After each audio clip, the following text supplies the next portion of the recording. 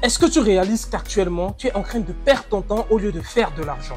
Et si tu continues comme ça, à la fin de l'année 2025, tu vas te retrouver dans la même situation que tu as laissée à la fin de l'année 2024.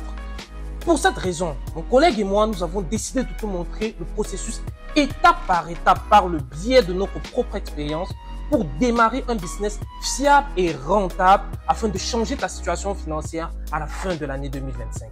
On te montre tout ça tout de suite.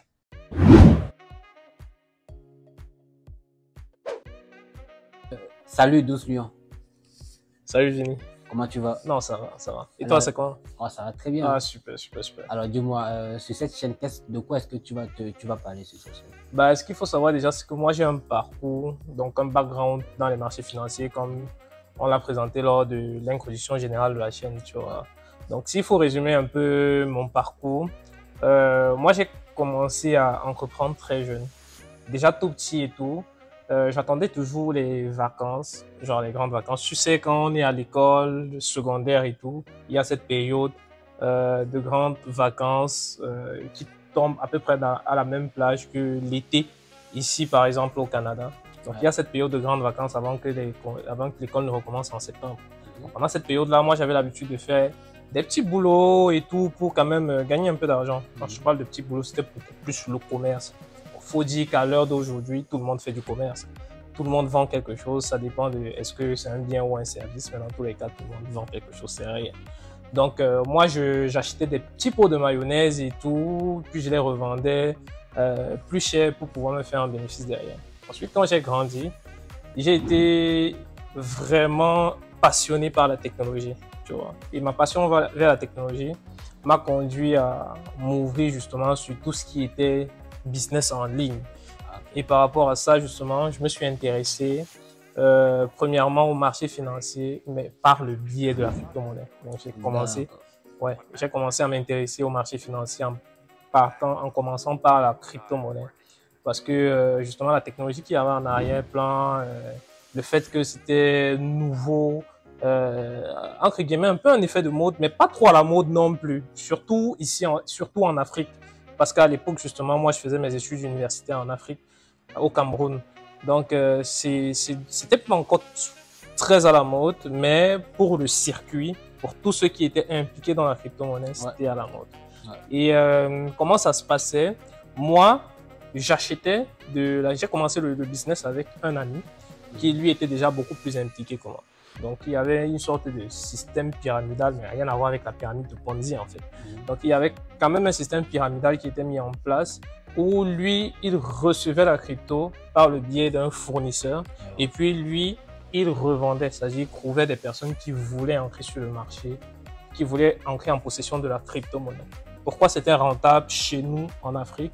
Parce qu'il n'y avait pas vraiment de moyens pour acheter directement la crypto-monnaie en passant par une banque en Afrique, tu vois.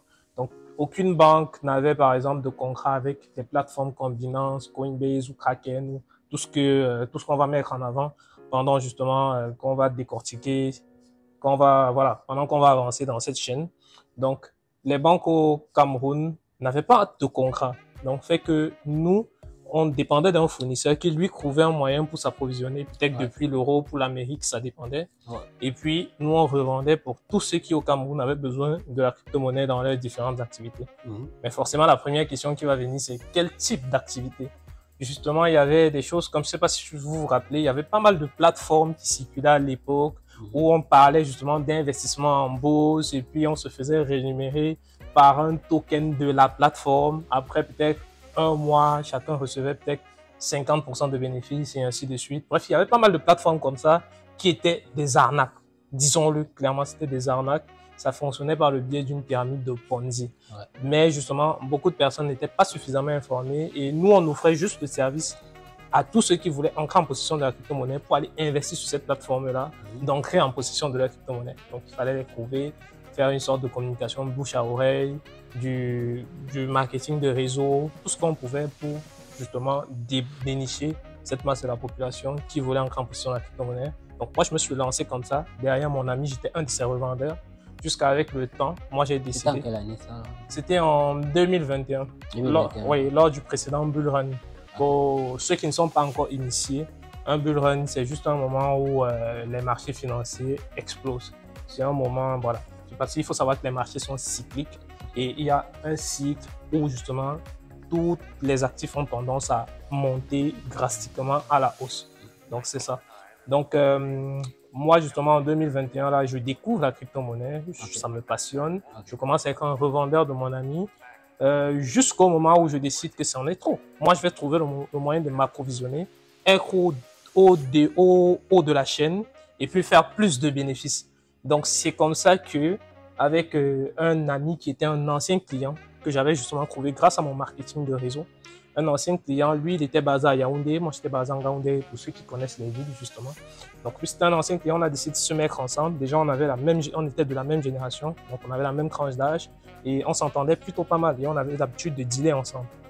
Donc, j'ai décidé de lui proposer mon idée qu'il a acceptée. Du coup, on a monté une petite équipe avec l'un d'entre nous qui se trouvait en Europe, en Italie.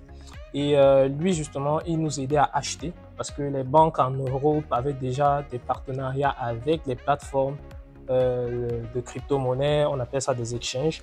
Donc, ils avaient déjà des partenariats avec des exchanges comme Binance, Coinbase ou whatever. Et justement, ces partenariats-là leur permettaient aux clients des banques d'entrer en possession de crypto-monnaies en passant directement par leur compte de banque. Ce qui se fait par exemple aujourd'hui, moi je le fais très facilement aujourd'hui par exemple. Ouais, c'est sûr que c'est parce que je me trouve au Canada, mais voilà. Donc lui, il avait cette facilité à le faire et quand il achetait, il m'envoyait directement les fonds sur mon wallet à moi en USDT, c'est-à-dire en stablecoin. Et ces stablecoins-là, c'était pour que justement la monnaie ne fluctue pas trop avant que nous on décide de vendre. Donc quand il m'envoyait, moi j'avais le réseau et via mon réseau, j'écoulais. Et ensuite, celui qui se chargeait justement de nous trouver des investisseurs qui étaient prêts à investir dans notre petite activité, voilà, il réussissait à nous dégoter des investisseurs et grâce à ça, on a pu atteindre quand même un très très bon chiffre d'affaires qui est allé, ouais, je veux pas te dire que j'ai encore les montants exacts en tête, mais je peux te dire qu'on avait réussi à atteindre quelques centaines de milliers d'euros. Donc c'est ça. Ouais, tout ça en 2021. Oui, tout ça en 2021, début 2022, avant justement que la législation vienne, entre guillemets, changer à peu près les règles. Parce que la crypto-monnaie n'était pas encore bien encadrée sur le plan fiscal. Donc il y a eu pas mal de législations qui sont sorties, qui ont fait peur aux banques en Europe et qui ont décidé de rompre leur contrat avec les exchanges. Mais on va entrer plus en profondeur. Ça, c'est juste pour présenter grosso modo qui je suis. Alors, juste quel est mon background. pour que tu nous précises bien, 100 000 euros, c'est le bénéfice ou bien c'est le capital? Non, non, c'était comme 100 000 euros. On a réussi à atteindre quelques centaines de milliers d'euros en termes de chiffre d'affaires. Ouais. Mais bénéfice, en termes, si on veut parler de bénéfice, on va peut-être tourner autour de 20 000, 30 000 euros. Tout ça en 2021 uniquement? Oui. Uniquement? Oui. Donc, c'était vraiment, vraiment très rentable. Parce que nous, on était les pionniers sur le marché. Entre guillemets, c'est nous-mêmes qui fixons littéralement les taux. Donc, c'est ça. Et là, tu étais encore au Cameroun? Oui, là, j'étais encore au Cameroun. Mais après ça, tu as continué dans le trading? Non, justement, l'activité qu'on avait mis en place est un peu arrêtée. En tout cas, le système en lui-même, lui, c'est un peu arrêté à cause justement de cette législation qui sortait du jour au lendemain pour encadrer justement la fiscalité des crypto-monnaies parce qu'il n'y avait pas encore de point de la loi qui cadrait l'utilisation et même le point de fiscalité. Donc, il fallait mettre tout ça en place avant que les plateformes puissent continuer à proposer leurs services aux différentes banques et entre guillemets aux différents particuliers qui entraient via les banques. C'est ça. Et si on veut totaliser l'ensemble de ton chiffre d'affaires depuis que tu as commencé depuis 2021, ce qu'il faut savoir, que tu as commencé le trading, à peu près, tu peux nous estimer un peu ton chiffre d'affaires? Ouais, ce qu'il faut savoir, c'est que on a tourné justement, comme je disais tantôt, à quelques centaines de milliers d'euros. Ça c'était 2021, on est d'accord? Oui, mais justement, on a dû arrêter cette activité-là à cause justement de cette histoire d'encadrement de l'utilisation des crypto-monnaies sur le plan international. Donc, c'est ça. Mais pas derrière. Rappelons que ça, c'est au Cameroun. Ouais, ça, c'est au Cameroun. De façon archaïque en plus. Ouais, c'est ça. Voilà, maintenant, j'imagine bien que après ça, cette crise-là, tu es monté à un niveau supérieur. Ouais, après cette crise-là, quand même, après cette crise-là, je peux pas vraiment dire que je suis monté à un niveau supérieur parce que j'ai marqué un temps d'arrêt. Ok, ouais. Il a fallu marquer un temps d'arrêt déjà pour réorganiser la stratégie, essayer, entre guillemets, de régler les problèmes financiers que ces arrêts drastiques avaient causés. Mais sinon, j'ai continué à m'intéresser à la technologie, j'ai continué à me former sur la technologie, continuer à me former sur les marchés financiers. Et ce qu'il faut rappeler aujourd'hui, c'est que j'ai une maîtrise. Et parmi les modules qui m'ont permis d'obtenir ma maîtrise, j'ai fait pas mal de modules sur les marchés financiers, le trading automatique, donc, et les stratégies de trading. Donc, j'ai quand même pu développer une certaine expertise dans le domaine qui me rend à peu près légitime pour pouvoir partager le peu de choses que je connais finalement, parce que je suis toujours en train de me former comme tout le monde, avec la communauté. Donc, c'est ça. Et aujourd'hui, je compte, en fait, avec vous, par le biais justement de ce concept, redémarrer les choses. Vous montrer aux téléspectateurs qui nous regardent que c'est faisable, qu'on peut commencer en partant de rien littéralement et construire quelque chose de stable et de rentable si et seulement si on applique la bonne stratégie. Parce que les marchés financiers, ça ne pardonne pas. On appelle le crédit l'activité la plus difficile au monde.